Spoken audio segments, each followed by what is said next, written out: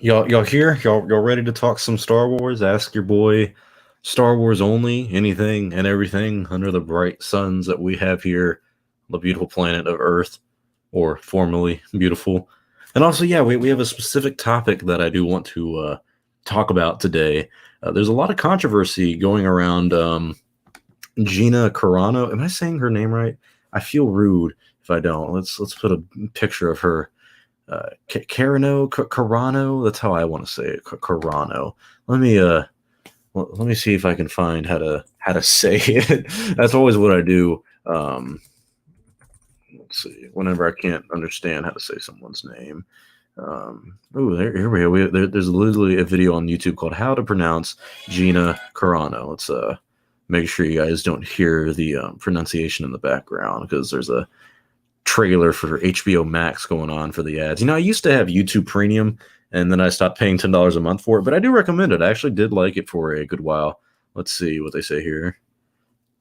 Come on, say it. Say it. Gina Carano. Carano.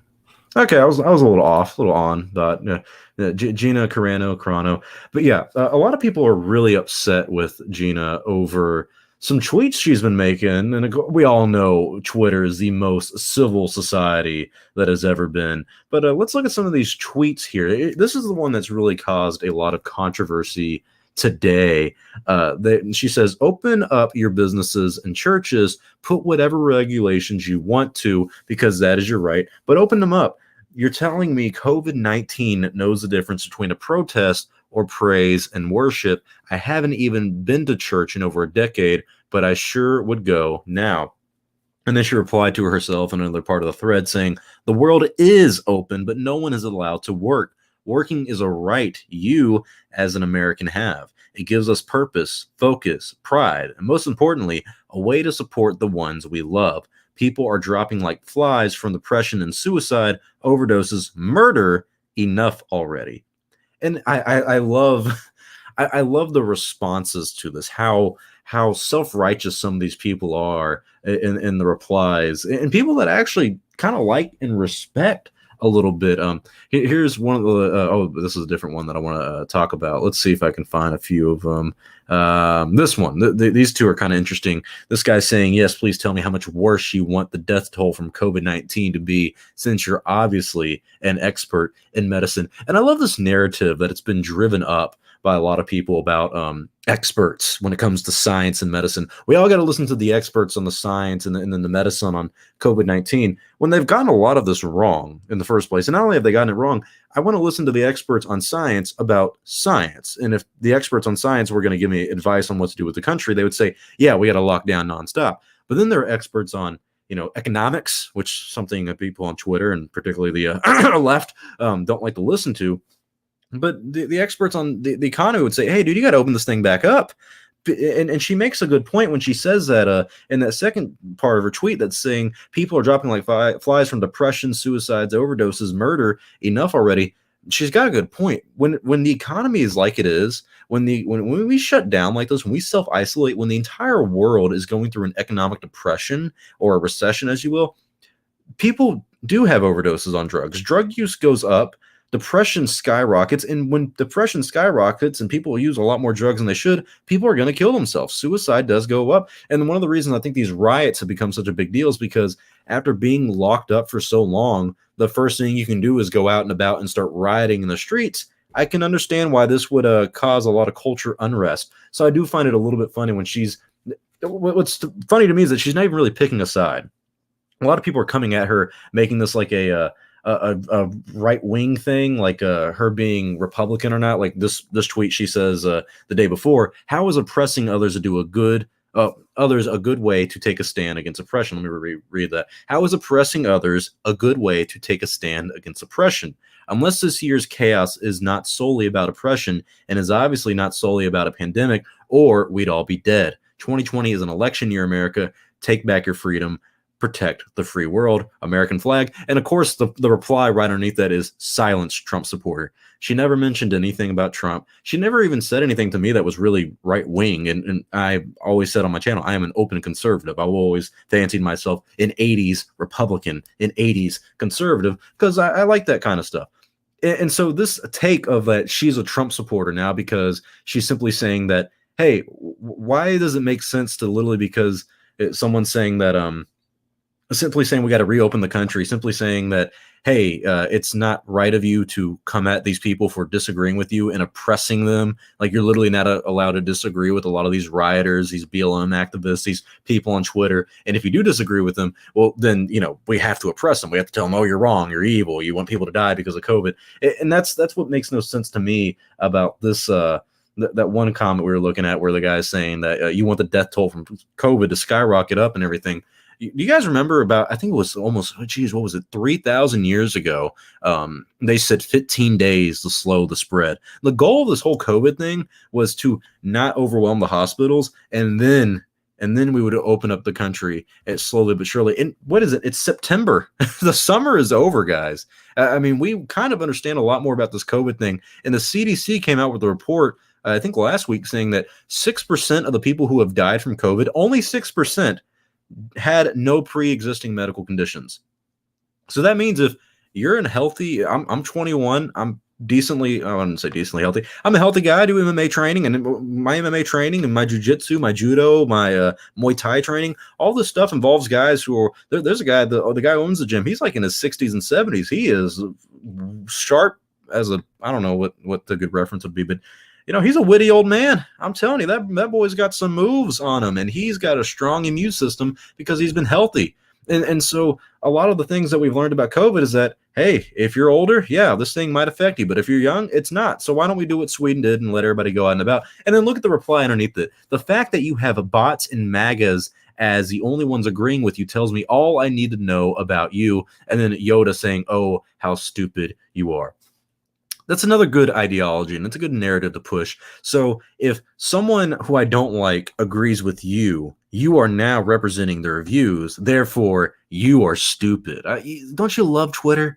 Don't you? Well, I also love their name tag. Kitty is voting Biden/Harris. Well, didn't Kamala Harris? Isn't she one of the ones who, is one of the main reasons a lot of black people in her county and her state specifically were put in jail over like very small marijuana charges? Well, if that's the case, if you vote for them, then now you must be evil and you must be stupid. You like how that ideology works? Or how Biden said, if you don't vote for me, you ain't black. Is that not racist? So now is Kitty racist for something that a person she's voting for did? It's just this kind of ideology that people on Twitter particularly like to spread about. And that's me being biased, and that's me just kind of being playing the same kind of game that they're doing. I like this. Twitter is nothing more than a political cesspool. You're right. And Nindroid has a good comment here. Whatever happened to respecting people's opinions? I may not agree with everything Gina Carano says. I may not. Let's say I don't agree with what she's saying right here, but am I not allowed to respect her opinion? And this is what's funny about it, is that like literally Twitter, like as someone who is a Star Wars fan and is a conservative, it has to be so annoying for someone like me who, is open conservative, but I'm also a big open Star Wars fan. But most of the Star Wars community, at least on Twitter, and at least people who are involved in making Star Wars, Lucasfilm employees, actors involved with Star Wars, all of these people are very left-wing and very liberal. Do I hate them for that? Absolutely not. I do not care. My roommate is a left-wing person. He's a liberal supporter, and we talk about politics all the time, but we never argue. We never get mad at each other. And I live in Orlando now. This is where a lot of Disney employees are at. I know a lot of Disney employees. That's where a lot of my recent inside scoop kind of stuff has been coming from in the past year. And a lot of these people completely disagree with me politically, but we don't get mad at each other. We don't hate each other, but there's a difference, is that there's some people who can look at someone on the opposite side of the aisle and say, hey, I disagree with you, but it's not that big of a deal. And then you got people on Twitter who are now trying to cancel Gina Carano because of these simple things of saying you're not allowed to disagree. And you're not allowed to put something out like this, which isn't even a Republican or a Democrat stance. It's literally just saying, hey, we should probably open up the economy. It's been a while now. And for Palpa Memes, I really like this guy. We're good friends now. He says, poor kids are just as smart as white kids. Joe Biden. I do not like Trump or Biden, and this election will be my first to be able to vote and it sucks. Hey, I'm in the same boat, buddy. I couldn't vote in the 2016 election. I missed the vote just by a little bit in terms of months. And yeah, I don't really I don't like either of them. I really don't like either of them, but I am going to vote in this election because I feel like it's my duty as American to go out and vote and represent my voice. And I you can argue about morals all you want. I'm an economist when it comes to who I vote for. If you're going to do good for the economy, then we can argue about morals a lot easier. But if you're going to screw up the economy, then I'm not gonna vote for you. But some of the replies about this of people trying to cancel her or something like this, which is this guy named Jordan Mason, who is a very, very credible Star Wars scooper. He says maybe that's one less Mandalorian spinoff. And you may ask yourself, well, what does that mean? What does he mean by one less Mandalorian spinoff? Well, I haven't been able to confirm this myself, but I have heard rumors and word on the street kind of things of Lucasfilm has been heavily looking at having a spinoff series around Cara Dune, Gina's character. And I appreciate very much the super chat, my friend. He says, I hope you're doing all right in this pandemic. I'm doing great, buddy. I'm, for all things considered, despite losing the job that I really enjoyed earlier this year because of the COVID outbreak, I moved out here to Orlando. I'm out here and I'm closer to my girlfriend who lives out here. I have good friends out here in Orlando and Florida, and I'm enjoying it. I am enjoying it a lot. So thank you very much. Thank you very much for the super chat. This person, Tim Snuck, says the economy is doing poorly under Trump, over 8% unemployment. You're right. It's doing very poorly right now, but right before this pandemic hit, it was doing pretty great. The economy was doing better than it's been doing. Geez, what was it? Since the mid 80s, maybe even early 90s. Before that, we had the housing crisis of 08, but let's not get into politics too much. But yeah, no, the economy is doing pretty poorly right now, but things are getting better and we're opening back up. And that's how you get the economy back to where it should have been back in 2019 and 2018 when everything was going really well. But back to this Cara Dune series. Jordan Mason's basically teasing that there's one less spinoff, and you may be like, oh, okay, well, maybe he's just joking. Well, then someone replied with, I mean, I doubt a spinoff on just her or with her as a lead would have been a major possibility anyways. And Jordan Mason, like I said, a very credible scooper, and I've been hearing things about Cara Dune getting her own spinoff series as well, says, well, which basically is just him indicating, yeah, they're definitely planning or have been talking about doing a spinoff series on Cara Dune, which isn't too much of a surprise because they've been talking about doing spinoff series from The Mandalorian, just stuff that is spinned off from The Mandalorian series, like Ahsoka Tano and Boba Fett are both supposed to appear in the season 2 of The Mandalorian, and that's supposed to be like a launching pad for both of them to get their own spinoff series. There's supposed to be a Ahsoka Tano spinoff series, and there's also supposed to be a Boba Fett spinoff series because Lucasfilm has been wanting a Boba Fett one for a while. And now it seems like another one we might be getting is one on Cara Dune, and I'm down for it. One dare I say could consider me a simp for good old Gina. She's an MMA fighter, former MMA fighter, and I'm a huge MMA fan. I normally watch the fights every Saturday. I train MMA myself. I'm a huge martial artist. I love the game. And so for that, I mean, she's got my respect in a lot of senses, and that's another thing that I like to point out to a lot of these to these people who are criticizing her on Twitter all the time. Is it's like, yeah, you can say all this stuff about her on Twitter, but would you say it to her face? I highly doubt that, because she would do a flying armbar on your ass so quick you couldn't even blink. And not only that, man, she's probably got a mean left and right hand. I mean, those hooks and those crosses probably are going to hit nice and well. And people like this on Twitter will say this stuff to you through a keyboard, but would never say it to you in person. You simp for Gina, I'll simp for Ray. That's a fair point, man. That is a fair point. Let's see. I'm looking at some of these comments. Star Wars Only is officially a simp, or is openly a simp confirmed. I'm definitely a simp for my girlfriend. I'm never going to shy away from that. Mrs. Star Wars Only is the girl of my dreams. So I'm sorry, Cara. And I'm sorry, Gina. Cara Dune was a good / decent character in the Mando season 1, so I'm excited for her to do a spinoff show to explore her inner character. That's the thing. A lot of people were interested in the character of Cara Dune in the Mandalorian series. She showed up in, what was it, episode 4? Episode 4, where they were on that little, it was my least favorite episode as well, but she showed up in that, and then she reappeared in the last 2 episodes. And I enjoyed it. I loved seeing what she could do. I thought she was a really good actress, and I thought like the stunt coordination with her was really good as well. So I'm fine with a spin-off series focused on Cara Dune, and I'm fine with exploring the character a little bit more because then they say she was a shock trooper for the rebellion. It would be interesting to see her life, like literally right before the Mandalorian, right before she got to that planet, and also it would be kind of nice to see how she dealt with the fall of the Empire as someone who was part of the New Republic, who's part of the rebellion. I mean, she's awesome, and even if it's a spin-off series and it's only one season, that's still one season of this.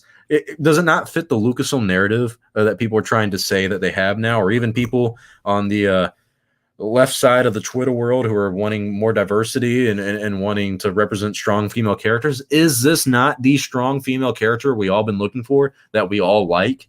I would love to see a series based on her. Remember when canceling people was useful and constructive to cancel pedos from Hollywood? Well, now everyone cancels whoever they don't like or disagree. You're absolutely right. That's what's happening with Gina right now. Is people are calling for her to be canceled. Of, oh, well, like that Jordan Mason guy saying of, well, I guess we're not going to have a Mandalorian spinoff because of what? What did she say that's wrong here?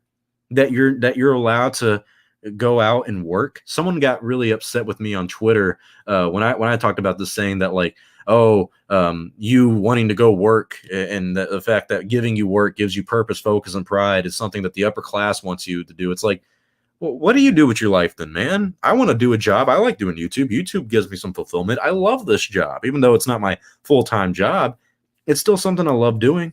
It's still something that brings me a lot of fulfillment and pride. I take pride in my work, and I'm never happy with it either. I'm always trying to perfect my YouTube craft, even though there's not much of a craft to it, and even though I think my channel one of the worst channels that you could probably subscribe to and watch, but I still take pride in it because I'm doing the best I can, and I love Star Wars. I love talking about Star Wars with you guys. So what is so wrong about someone saying, hey, go out there and work? We should all go work. We should also find some fulfillment and purpose. If all lives or Black Lives Matter and all this stuff, if all these lives matter to you, what about the lives of people who are killing themselves right now, committing suicide, having drug overdoses because they can't find work? What point do we open back the economy and say it's okay to go live life? I mean, you're not allowed to do that anymore.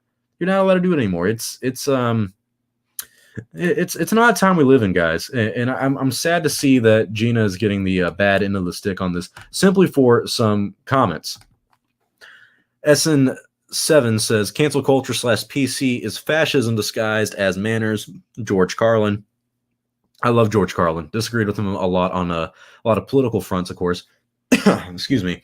But George Carlin was my favorite comedian of all time. It is still my favorite comedian of all time. Not alive anymore. My favorite one alive is Dave Chappelle. But George Carlin is the greatest comedian of all time, in my humble opinion. I like him so much.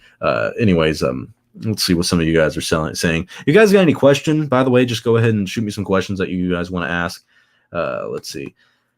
DB, the Brazilian gamer, shout out to Brazil. He says the cancellation of people who disagree about who disagree is absolutely I can't say that word, man. I'm sorry. I'm too stupid. To the concept of free speech. Freedom of speech allows you for you to slightly disagree or vehemently disagree with someone. You're right. You are allowed to agree to disagree, but nowadays if it's hate speech, it's not free speech or whatever. Anything stupid like that. Dutastic, great name, by the way, says you're the best Star Wars news channel. I appreciate that, and I will take that. I will take that compliment. I like talking about the news. I should focus on other stuff than just the news, and I'm working on that. But I do like talking about the news.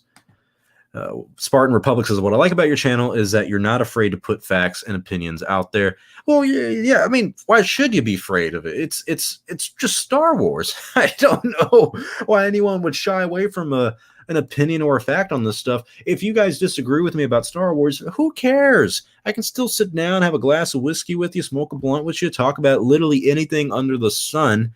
Because I'm that kind of guy. I just like talking to people. I don't treat anyone as a stranger. You're all, I'm not going to say my friends, but if you guys all want to be my friends, we're friends. Let's talk. It's just Star Wars. There's no point of getting so worked up and angry about this.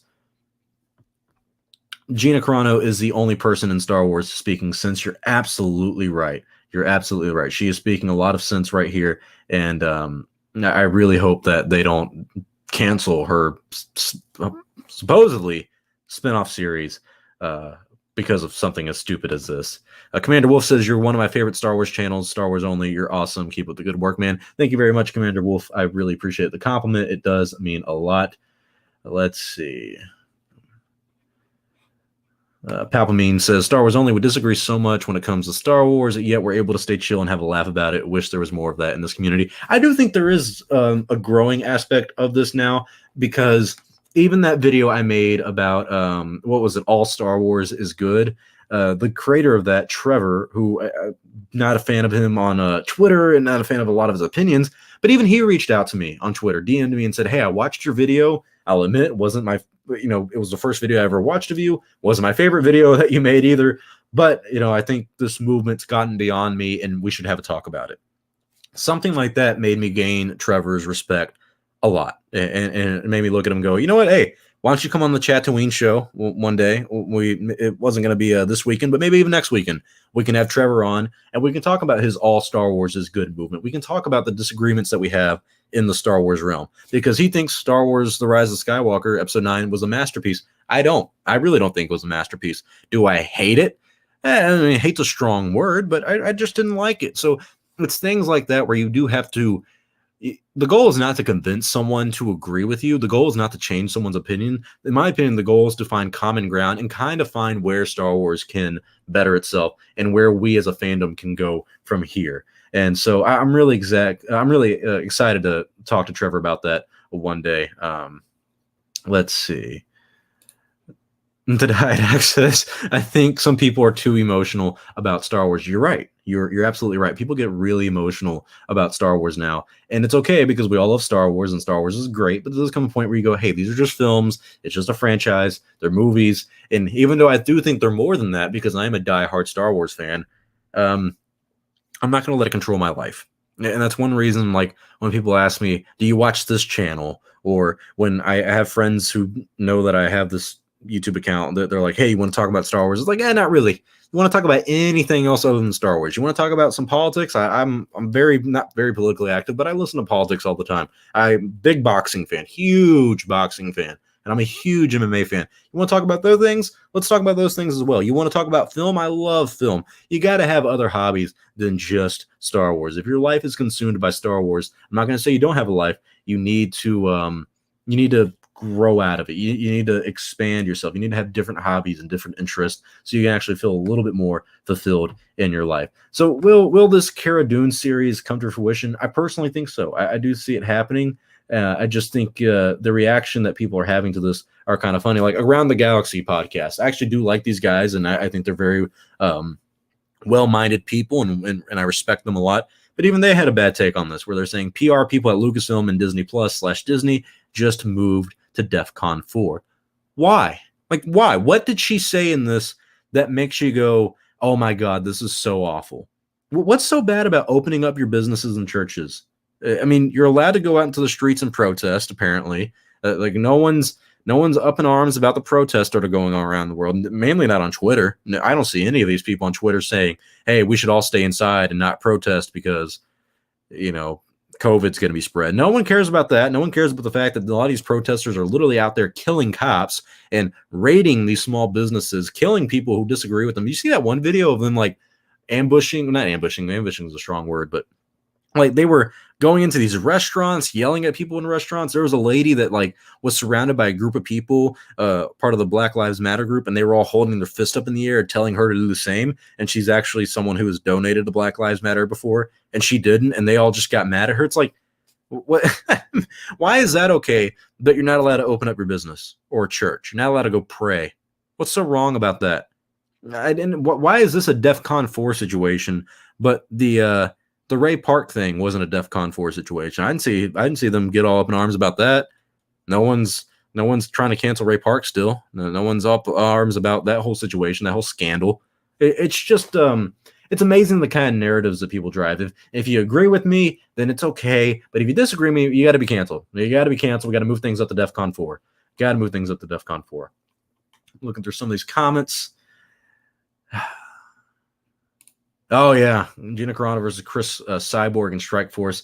Let's talk about her MMA career. The hottest MMA fighter ever.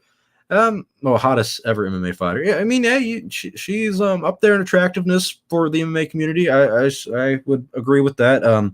I might say some people would say Karate Hottie was a big one. Paige Van Zant recently had a big one. She's also going to bare knuckle fighting, which is, oh, geez, God, good luck with her.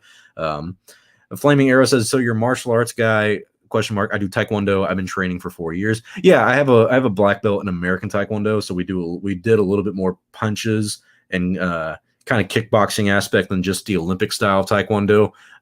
But yeah, I've been doing jujitsu for about 4 years, judo for about a year now, on and off with Muay Thai. I've been doing it a lot more frequently this past year. So yeah. Let's see. This one's a good one. Star Wars Only. What's a better film, New Hope or Jurassic Park? Personally, and this is me just being completely biased, of course, A New Hope. I mean, how do you disrespect the man, the myth, the legend himself, George Lucas, like that?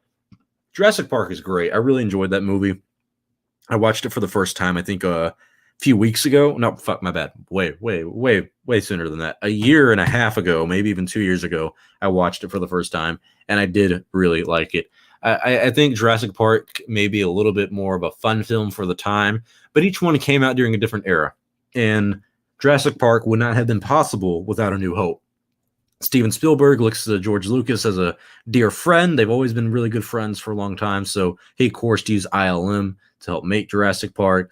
A New Hope, some of the critiques that Steven Spielberg had for that were made it into the film. And also, Steven Spielberg was one of the few people to actually believe in Lucas at the time when it came to New Hope. He was one of the few guys to look at everyone else and the what they call the movie brats, people who consisted of Steven Spielberg, George Lucas, Martin Scorsese, Francis Ford Coppola, those kind of guys. And I wouldn't know. Was Ron Howard part of that group? I think he came in a lot later because he was the younger guy.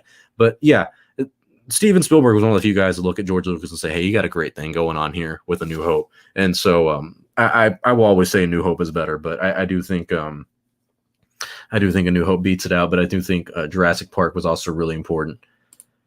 Martin Scorsese said that Kimmy Granger likes it rough and acrylically claimed a masterpiece. I would hope he was joking. Jeez. TLJ, let's see. When you hit 100,000, can you do a face reveal? Maybe. I really don't know yet because it's hard to explain my situation on that. I don't really care much about a face reveal. I don't want to not only disappoint you guys with it, but also what I'm probably like the jobs that I'm tiptoeing into may prevent that for reasons I would not disclose here.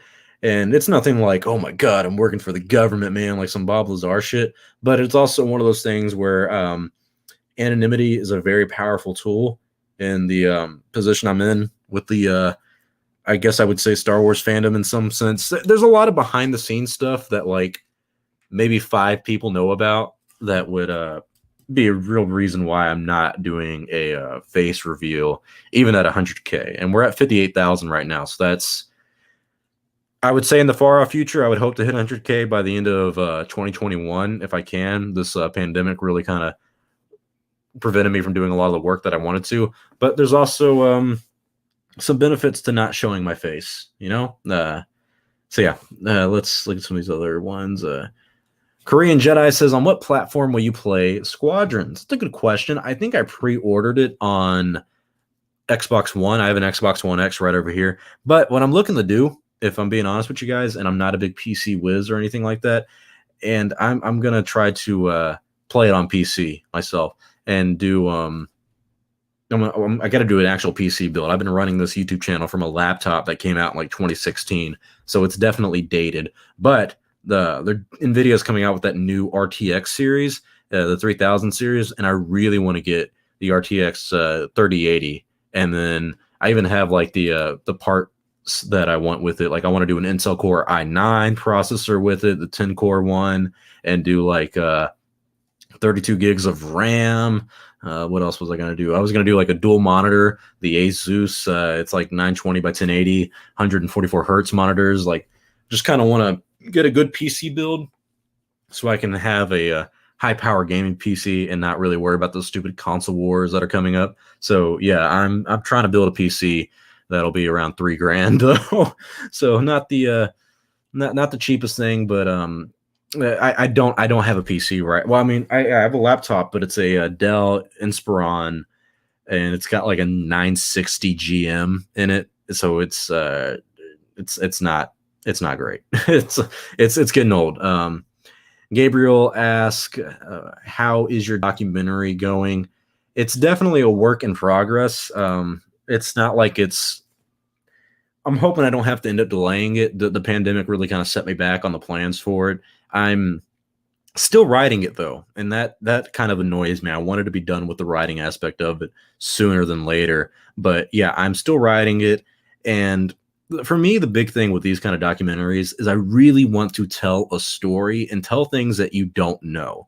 And I don't really want to reiterate what my Phantom Menace documentary was, where I'm like, well, yes, George Lucas had a lot of backlash from the prequels, and he ended up selling it.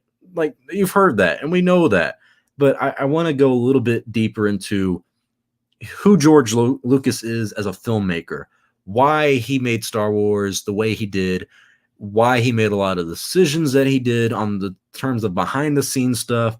I want to kind of develop a story more about the man of George Lucas, not the mythological aspect of it that a lot of Star Wars fans built up, like this man can do no wrong.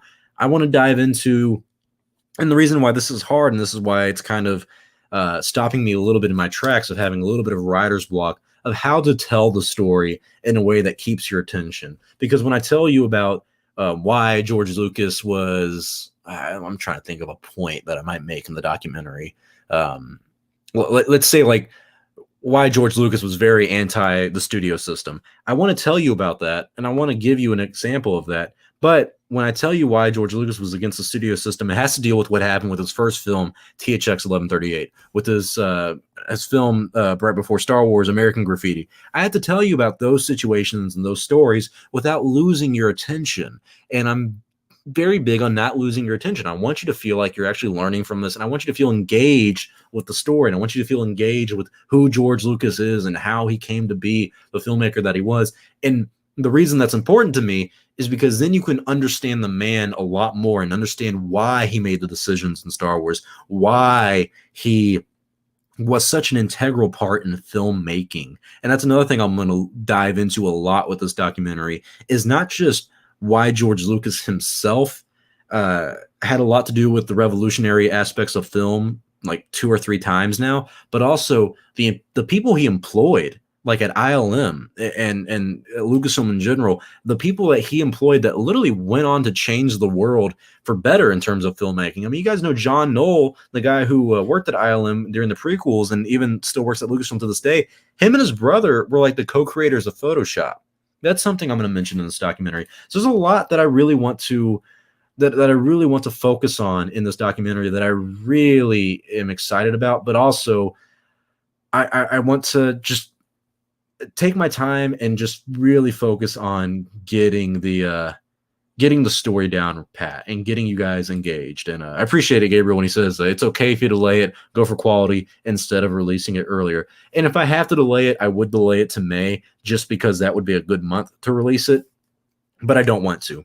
I feel like I'm taking on my own little stupid responsibility of releasing it on December 18th, because we're supposed to get a Star Wars film every year. And if I released it in May of 2021, that would have been 2 years for you guys going without a documentary from me. And I feel like I almost owed you guys one at this point. And I really enjoy doing these. These are really fun to make, and they're passion projects. And that means a lot to me, because a lot of these Star Wars videos I enjoy making, don't get me wrong, but something like this really brings out the creative mind of me, where I get to a perfectionist point where I want it edited perfectly. I want the music to be emotional and captivize you. I want a great thumbnail, which is really just like kind of like a movie poster that really tells the story.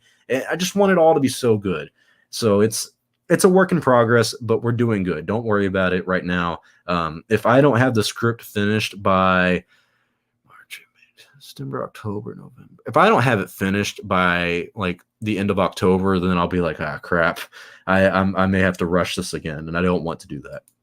Elijah says, have you watched Rebels? Of course I've watched it. Also, I showed your Phantom Menace documentary to my dad, and he had a great time watching it, considering he was there when the movie came out in 1999. And I love that, man. I love hearing things like that. My Phantom Menace documentary, though I hate it with a passion at times, there's so many mistakes I made where I said interpreted. I mean, what kind of word is that, interpreted? It was supposed to be interpreted or how to interpretate, but not interpreted. And I mean, what an idiot I was. And I just made some, like Robert Zemeckis, I think I might still be saying his name wrong. I said Robert Zemeckis or whatever. It just, I made a lot of mistakes in that one, and I really rushed it as well. But I really wanted people to look at that and look at it as like a time capsule of what 1999 was like for Star Wars fans and how big of a deal the Phantom Menace was and how it's changed and grown over the past 20 years. So I'm really glad you showed it to your dad, and I'm glad he enjoyed watching it. That does mean a lot to me because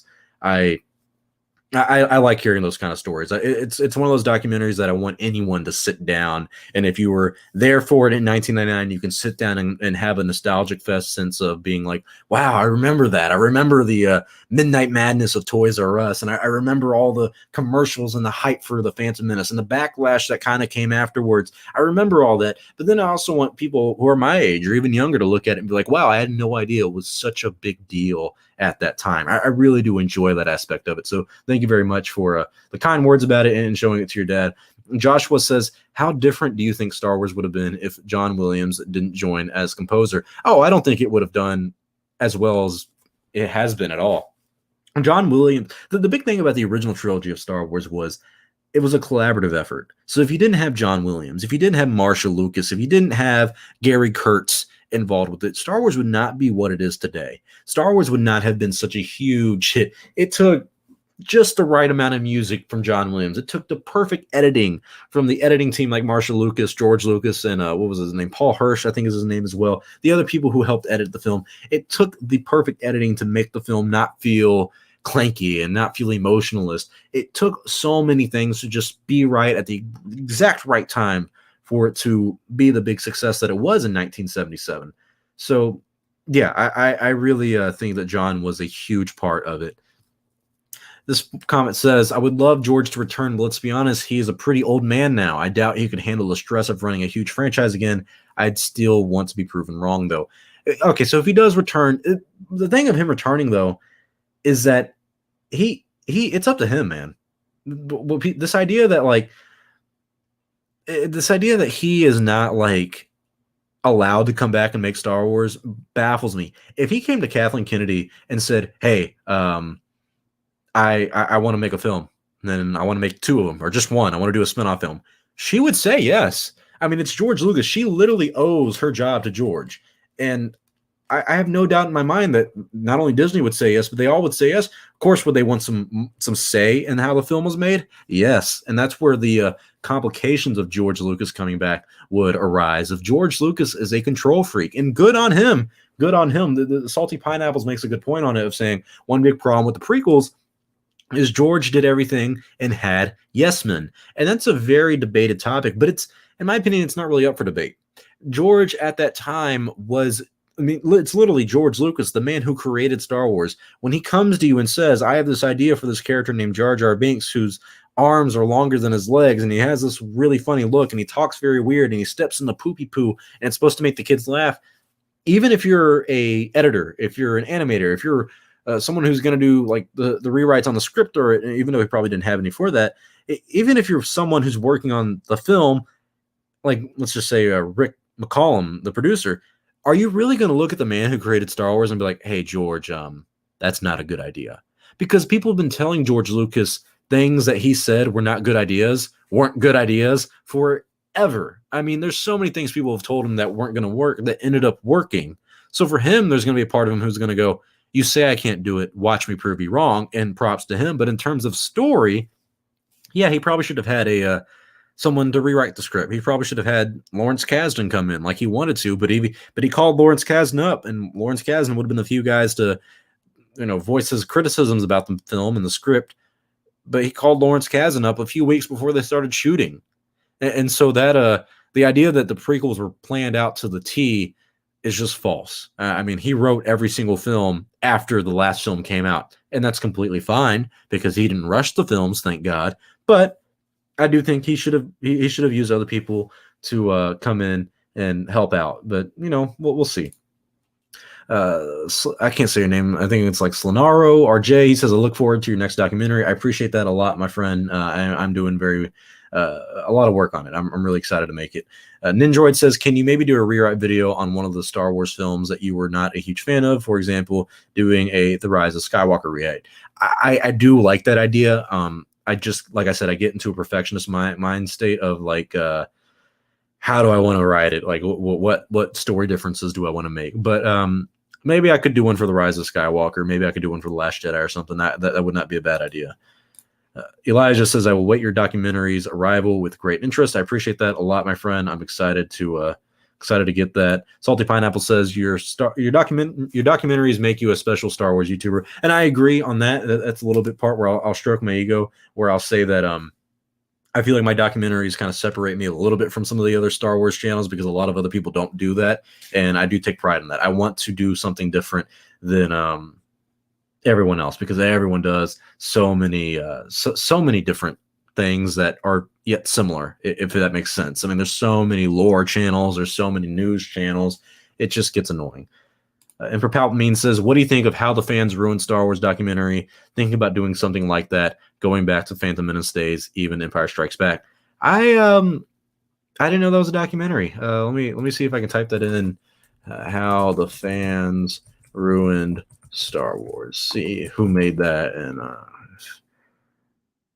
I'm not seeing like an actual documentary about it. Maybe if you're talking about the People versus George Lucas, I've of course seen that. I mean, I own that thing. I really do enjoy that one. Let's see. Thank you very much again for the super chat, my friend. It does mean a lot. It does help out the channel a lot. He says, I look forward to seeing your next documentary, Star Wars After George Lucas, in December, if it comes out or gets delayed. I'm not planning on delaying it. I mean, I actually might go back to even writing some of the script once we get done with this live stream, just because sometimes I get those little spurts of inspiration and passion where I'm like, I got an idea and I want to write it down. And the big part of this documentary, though, that I'm doing differently than some of my other ones is research. I've been buying books from people who worked at ILM, who worked at Lucasfilm. I've been researching nonstop on a lot of the stuff that I want to talk about. And also, there's 2 specific books that will be coming out this year before my documentary that will reveal a lot more about the kind of mindset and some of the people who worked with George Lucas during that time. So I'm kind of waiting on that a little bit too, to get a little bit more information. But by that point, it'll just be filling in some blanks. I have an outline and like a loose outline in my head on what the documentary is going to flow like, what it's going to look like, what's it going to feel like. But there's the difference with like the Phantom Menace documentaries. I could show you footage of people in 1999 and just cover that entire film of the Phantom Menace. That was the center focus of that documentary. I need to find, of course, the center focus of this documentary by showing you Star Wars before George Lucas and how much time do I want to take up in this documentary about Star Wars before George Lucas. And then, of course, of the title, Star Wars After George Lucas. How different is Star Wars now that George Lucas is left? What's the impact now that Star Wars is leaving as to before George Lucas was still involved? There's a lot of, I wouldn't say complexity to it, but there's a lot of thoughts of where I want this to go and how to tell a good story about what Star Wars is like after George Lucas. And also props to Palpamemes, who is watching in the comments below. He also helped with the name of this documentary. So I really do appreciate that a lot. And yes, yet again, I really do appreciate the super chat, buddy. It does mean a lot, and it does help with the channel a lot. Smoogler says, do you think Kathleen Kennedy is trying to undermine George's legacy?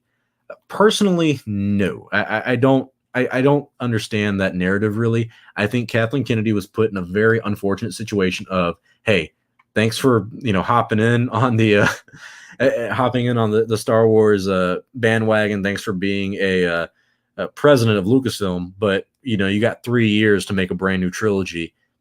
I think it was something she wasn't prepared for, and I think it's something that she was just kind of pushed into by Lucas. Lucas is the reason Kathleen Kennedy is president of Lucasfilm. He didn't pick her because he wanted to spite Disney. He picked her because he truly thought she was going to be the future of Star Wars. And so far she is, even though we don't, some of us like what she's done. Some of us don't like what she's done, but he is the entire reason Kathleen Kennedy is president of Lucasfilm. And he made that choice right before he sold Lucasfilm. 2011, 2012, he was in a long talk with Bob Iger and the people at Disney on, hey, yeah, I want you to buy my franchise. And the first hurdle was, how much are they going to pay for it? Second hurdle was, well, who's going to have control over it? George Lucas, you got to remember, George Lucas wanted to sell Star Wars to Disney, but he still wanted the control of Star Wars. He still wanted to have a say of Star Wars. And that was kind of hard because Bob Iger's perspective of it is, well, I can't buy this thing for $4 billion and not have a say on how it's ran. And George Lucas was like, well, I want to sell it to you, but I don't really want to be an employee either. So they had that big crossroads. And I guess this is one of those thanks Obama moments. If it wasn't for the tax raises at the time on these kind of billionaires, because this is billionaire problems, honestly, George Lucas was going to lose about $500 million with the new tax brackets that were going to come out in late 2012. And so in order to avoid that, he was like, well, shit, I gotta sell this company right now. I'm going to lose $500 million. I mean, that's a lot of money. And so he sold it. He sold it right before those became enacted, and therefore he kept $500 million of that good old sweet money. $2 billion were in cash, $2 billion were in Disney stocks. You know how much Disney stock is worth now compared to 2012, guys? You know how much that man makes on dividends alone?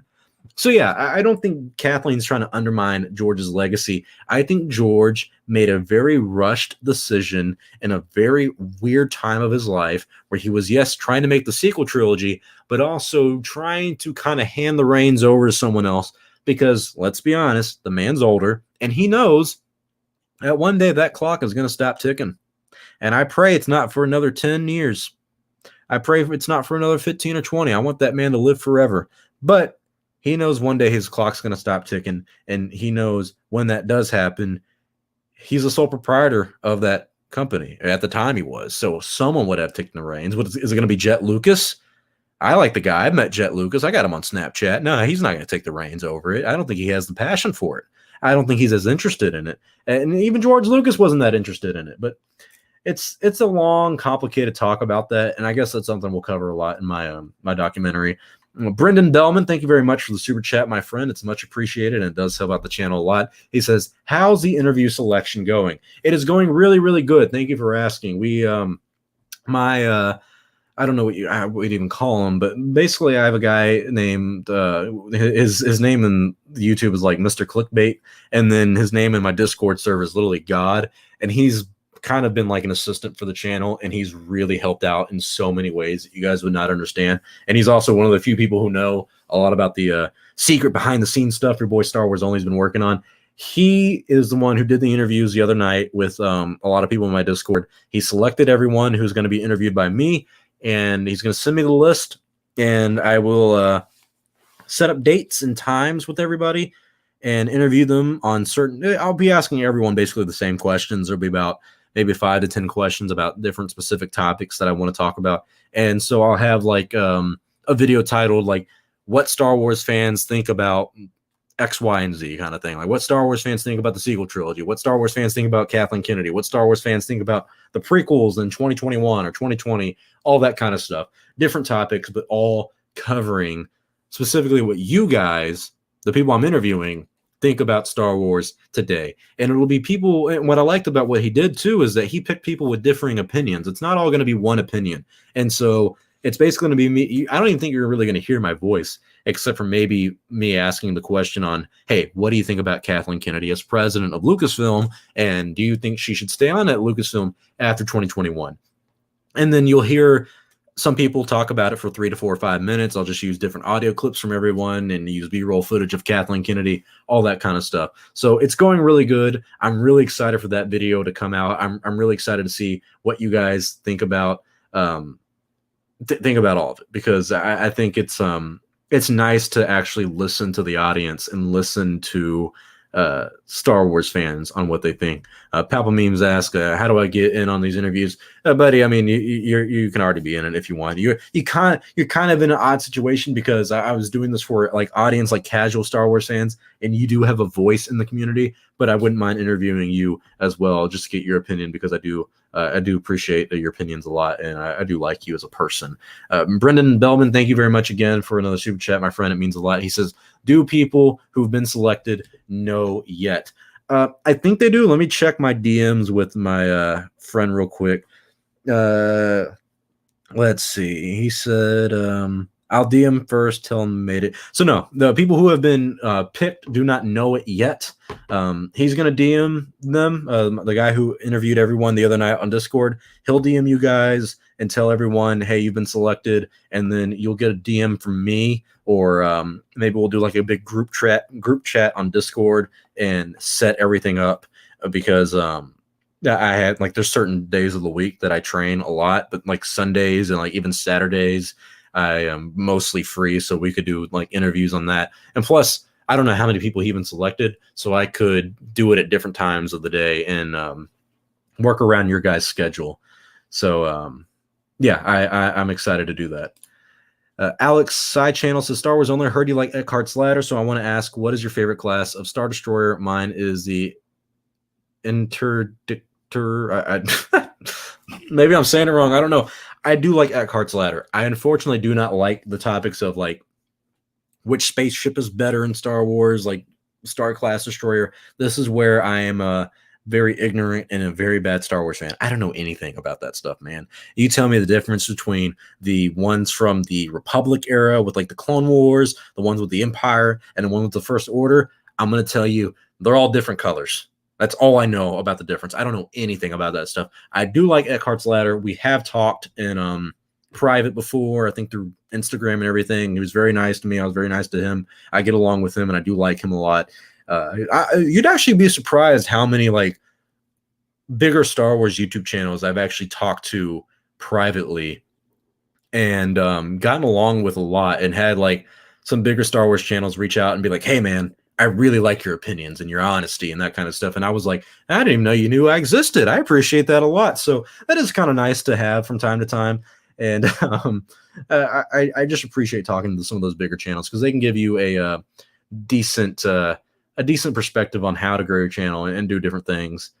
Let's look at some of these. Would you plan on having a future collaboration with Eckhart's Ladder or Hello Greedo? Definitely Eckhart's Ladder. I don't think Hello Greedo wants to talk to me. We had one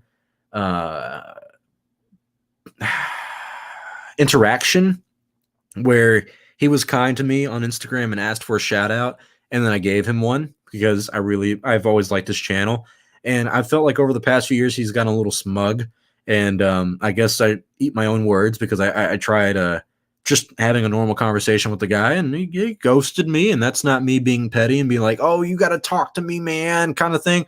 It's just me being like, oh, okay, well, I mean, you want something and then you'll talk to me, but if you don't want anything, kind of thing. There's just, I don't know. He's a grown man. He's got a wife and kids, so he's busy, and by all the means, he has every right to talk to who he wants to talk to. I just felt like that was a little ironic. I was like, oh, okay. But yeah, I've always liked Hello Greedo's channel. I've liked his opinions a lot as I grew up. But I also think his take on a few things over the past few years have not rubbed me the right way. And that's not me hating on him. I just disagree with him on a lot now. But I do think he's one of the most respectable Star Wars channels out there. And he does anonymity to a T. I mean, he's really great. Oni-san, am I saying that right? He says, which bigger Star Wars channels are you talking about? Star Wars Only. Well, you guys all know I've talked to Jeremy from Geeks and Gamers. I really like Jeremy. Me and him got along really well. We met at Star Wars Celebration. We had our disagreements about things.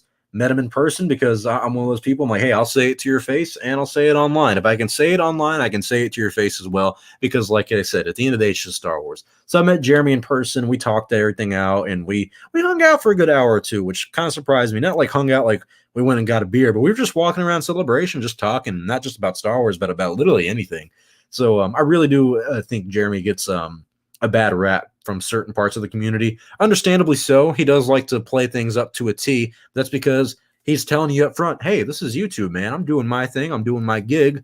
and respect the hustle. And I do respect the hustle. I respect Jeremy a lot. Very good guy, very good man. Some of the big channels I've talked to, of course, Eckhart's Ladder. Let's see who else is there. I've met Star Wars Theory, but definitely not a fan. I've met Star Wars Explained, yet again, not a fan. I've talked to Lore Master behind the scenes too. The very, very good guy. The Scoundrels Cantina, if you guys know them, they we're not close, but they reached out about a year ago and we're like, hey, we're really big fans of the channel, man. We appreciate all the honesty and all the work you've done. And so they've helped me out with the YouTube prospects as well, and given me some good sound advice, some people I could possibly connect with.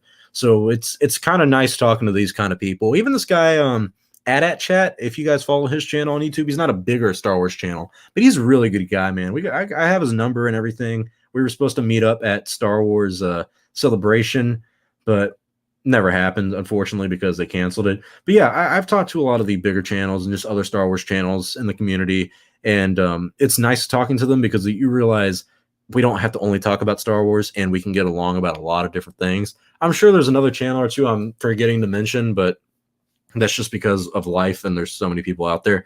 So yeah, I've talked to a good amount of them. So let's see. Oh, that's another one. You still good on Thor Skywalker? Dude, I haven't watched his video in like 2 years. How's he doing? He's still kicking? He's still around here? Yeah, I liked him for a while. I've liked him for a good long time, but I stopped watching because I just after I start really getting into my my own Star Wars content, I can't really watch everyone else's because there's only so many hours in the day.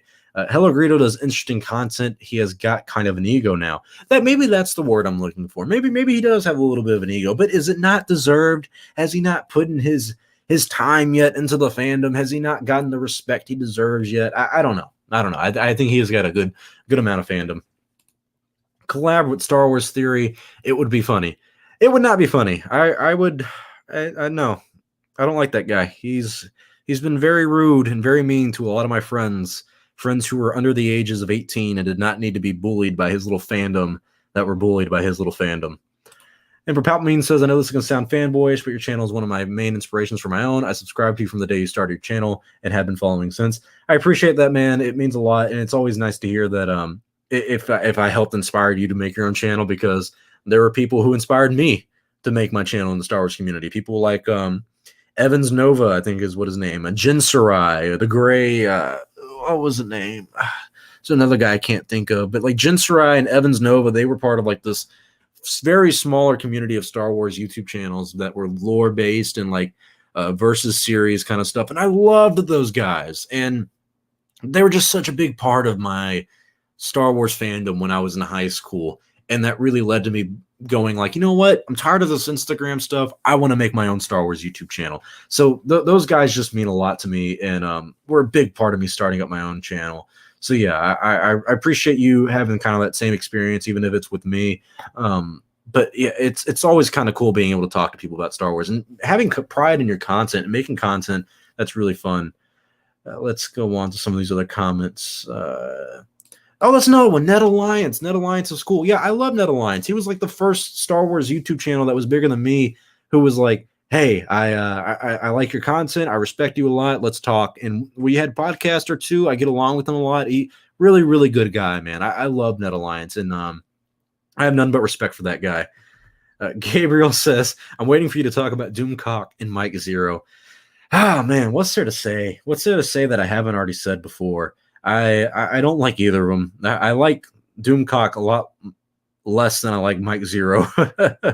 I just I don't understand the fandom behind that stuff of like, I will see people on Instagram, on Twitter, YouTube, who will leave comments like, well, you know, Kathleen Kennedy is getting fired. Like Bob Iger publicly said this. And I'm like, what? He did? He said, when did he say this?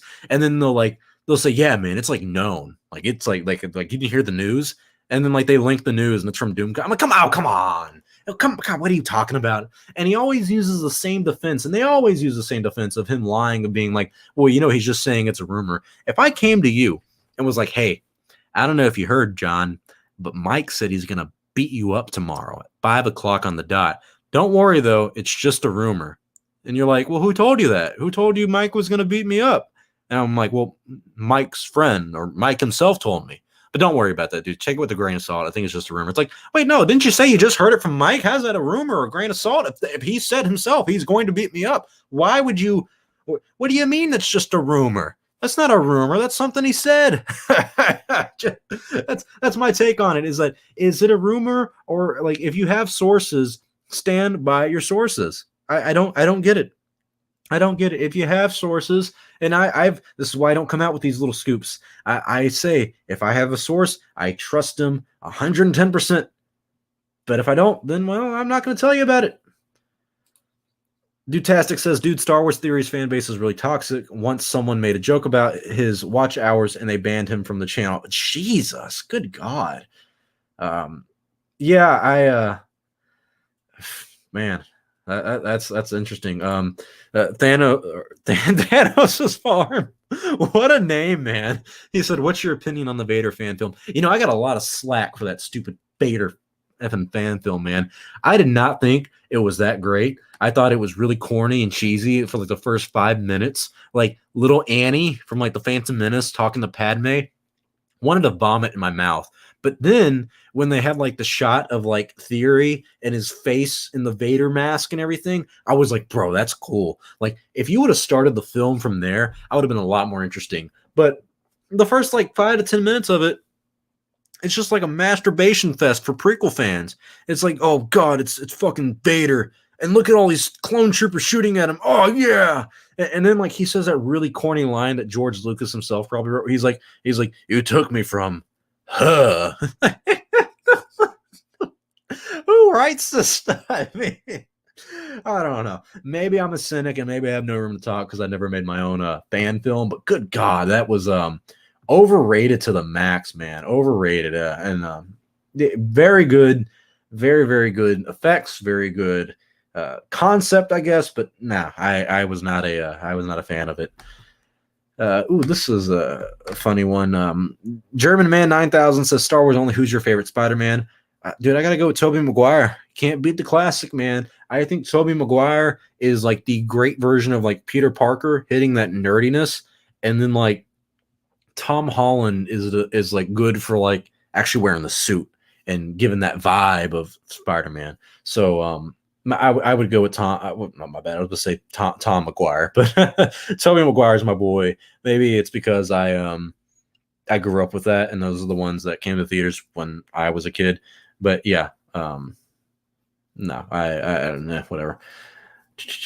Oh, it's my boy Darth Daddy Lunga. Everybody, make sure you say hi, Lunga. I would have invited you to this if I knew you were going to be up around this time, but also I'm ending this in a few minutes as it is, and Lunga's part of our Chat-to-Ween show we do on Fridays and maybe even Saturday nights. And make sure you guys check out his channel. He's always in the description for the Chat-to-Ween description and podcast and whatnot. So yeah, definitely check out Lunga. He's also got a new comic coming out that I'm my girlfriend's actually like I don't know if she's like a subscriber to it or like has donated to it already, but Isidore and the Immortal Chains. I still need to read Lunga's book, Souls of Magic Dawn. I'm reading 2 other Star Wars books right now, and that Thrawn Ascendancy one. So yeah, definitely check out Lunga's channel, The Grey Council. He's on the Chat-to-Ween show that we do. Very, very good friend of the channel. One of my dearest friends, if not best friends that I have from here. Oni-san says, wait, Star Wars only. I'm very confused. Star Wars Theory says Jeremy from Geeks and Gamers talked behind his back and turned the other Star Wars channels against him. Is that a lie or truth? I personally cannot talk about that for reasons I don't want to talk about. Whatever disagreement I have, here's the thing with Jeremy. I met him in person, and I trust Jeremy a lot more than I'm ever going to trust Theory. And Theory, I don't know what he's talking about, like turning people against him. I know that they have a relationship. Not like that, if I'm making it sound like to be like that. I know they got each other's phone number and stuff, but Star Wars Theory has done things aside from Jeremy from Geeks and Gamers and whatever Jeremy has said about him. Star Wars Theory has done some pretty shitty things that Jeremy had no involvement with, like harassing a 17-year-old online for simply calling him out for being clickbait and just literally sending anyone that theory disagrees with a big wave of fanboys for his channel after them. So yeah, I don't respect a 28, 29-year-old man who spends his nights harassing a 17-year-old boy because he got mad at him for calling him a clickbaiter, even when Star Wars Theory is a clickbaiter. It's just I don't respect him as a man, not even in the slightest. I think he has got little man syndrome. He's a short man, and yeah, I don't want to get too I don't want to get too into. I get really petty for no reason. It's just because the guy I'm talking about was a friend, and it really upset me how this grown man acted about it. Really pathetic person, in my opinion. Luke Simpwalker, great name, says, "What is your thoughts on Yoda High Republic concept art?" Let me see if I can pull that up real quick. That was interesting because he literally just looks like he did from, what was it, Revenge of the Sith, where he pulled out his lightsaber. Let's see if I can save it and put it up here real quick. Oh, crap. I got a cool image right here that I didn't think we could get. Give me a second, boys. A PC. I always have like certain files I save the stuff in. Yoda man. Let's see. Hang on. Brand. I'm trying to do this as fast as I possibly can so we can all look at it and talk about it as I look at it. Yoda. Is it there? There it is. Look at that.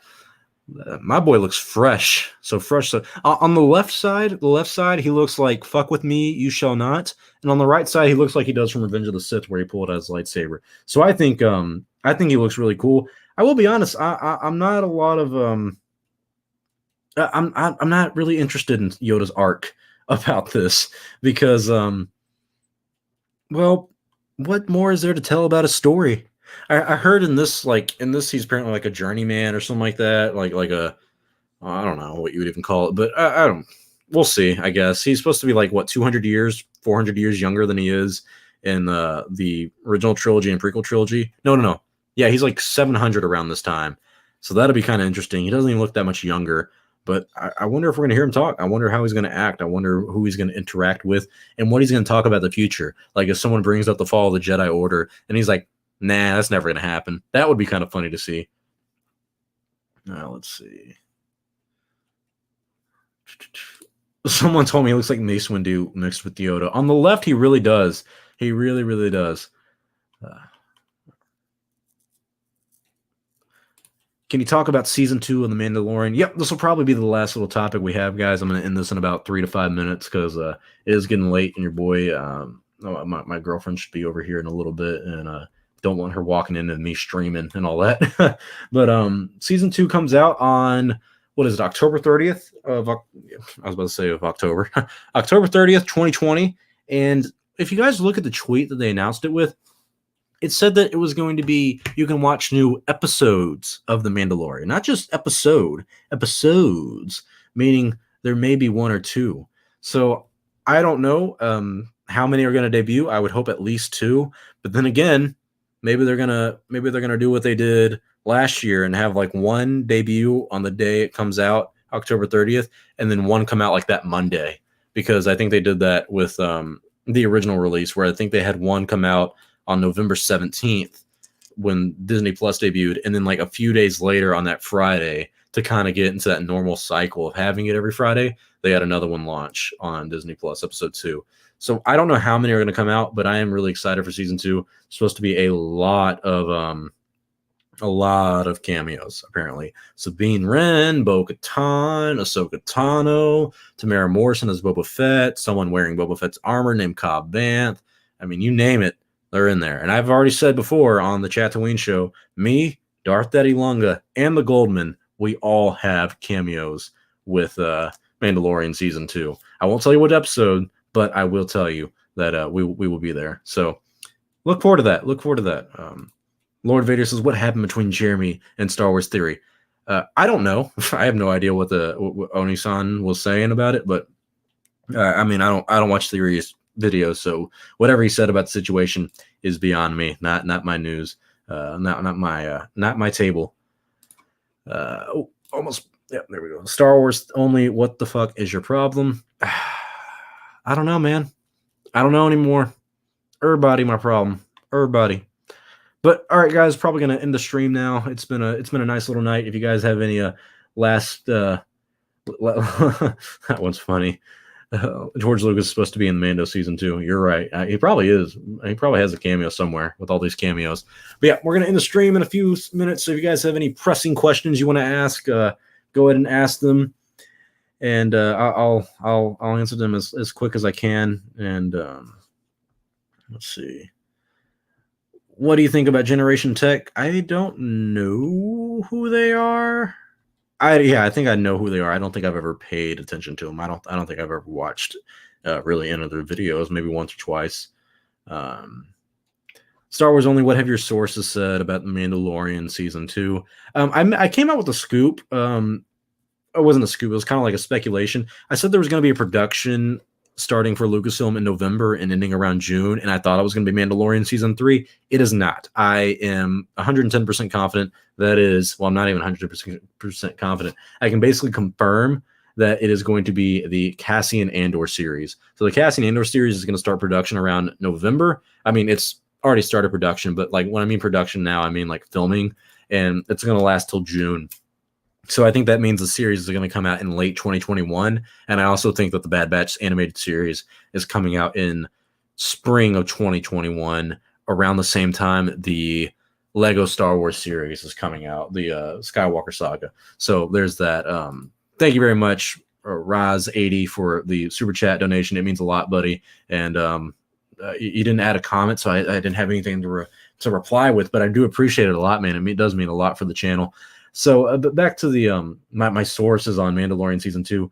I don't know. I didn't get a lot of scoops on Mandalorian season 2. I don't know anyone like directly involved with it. When I come to you guys with sources, it's on specific topics, it's on specific things, and they're always, in my opinion, 110% credible and something that will come to fruition and be backed up. The few times that I've had inside scoops was for the Kenobi series. I said there was going to be a third Star Wars live action show that's going to start production in July of 2020. And this is before the Kenobi series was announced. And then they announced it was the Kenobi series starting production in July of 2020. And then that got delayed. The other scoop I had was earlier this year that Darth Maul, Lucasfilm was looking at Ray Park to reprise his role as Darth Maul. And that, of course, came to fruition. And he was supposed to be, well, they didn't officially announce it, of course, but a lot of other credible outlets, I think like Star Wars Direct and even LRM Online, were all saying, yeah, he's coming back in like a lot of spinoff series. So that is technically true, even though Ray Park is no longer going to be playing Darth Maul. And I also had a source close to that Ray Park situation, but no one wanted to believe me about that, which is fine. I get it. I don't really care. My conscience is clear on it. I know exactly what happened. There's more stuff about it that I'm not allowed to speak to because of the personal matter behind it. But yeah, I don't have sources on Mandalorian season 2. I'm sorry about that. I'll work on it. I mean, I can move out to LA or San Francisco and get some sources, but no, I'm out here in good old Orlando, Florida, so I don't have many sources about that kind of stuff. But I've heard great things. I know friends who have sources on it, but friends don't tell other friends' sources kind of thing. Let's see. Newsflash, I am Star Wars' only source at Lucasfilm. You guys caught me red-handed. Lunga's the one who has told me everything about literally anything. Any source that I've had, that the Ray Park source was actually Lunga. Turns out Lunga was the man in the video. That's what I wasn't allowed to say. But since he's coming out and saying he's the source, I am illegally allowed to say Lunga was the man in the video that Ray Park posted. Breaking news here. I, Star Wars Only, have revealed it at last. The Gray Council is no longer gray anymore. But hey, man, Lunga's still getting it. Lunga's an attractive fella, guys. Hide your girls, hide your wives. He will steal them up from you. Ray Park can testify to that. Oh man, Star Wars Only. Do you think that Lucasfilm is using extra time between productions to make improvements on the roadmap, or do you think it'll only make things chaotic? They're definitely improving things. They're planning things out. Remember what Kathleen Kennedy said in 2019, that she was going to sit down with David Benioff and D.B. Weiss and Rian Johnson to plan out the future of Star Wars in terms of films. And then she ended up sitting down with Rian Johnson because she kicked David Benioff and D.B. Weiss out. And they've talked about what to do with his films. Taika Waititi's making a film in 2023.